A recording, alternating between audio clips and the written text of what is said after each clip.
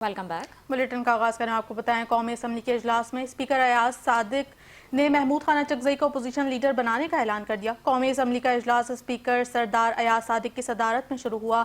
आगाज ही में स्पीकर ने कहा कि आज वक्फा सवालात नहीं होगा। इस मौके पर स्पीकर ने चीफ वेब को अपोजिशन लीडर के नोटिफिकेशन के लिए अपने चैम्बर में बुला लिया और कहा कि आमिर डोगर, आप मेरे चैम्बर हैं, आपको नोटिफिकेशन देना है। बाद उन्होंने महमूद खान अचकजई को अपोजिशन लीडर बनाने का बाज़ाब्ता ऐलान कर दिया।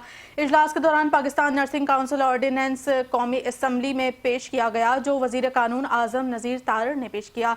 इसके अलावा एक्सपोर्ट डेवलपमेंट फंड तरमीमी बिल 2026, दरामदाद और बरामदाद एक्ट तरमीमी बिल, पाकिस्तान टेली कम्युनिकेशन तंजीम 9 तरमीमी बिल, लाइफ इंश्योरेंस नेशनलाइजेशन तरमीमी बिल भी कौमी असम्बली में पेश किए गए।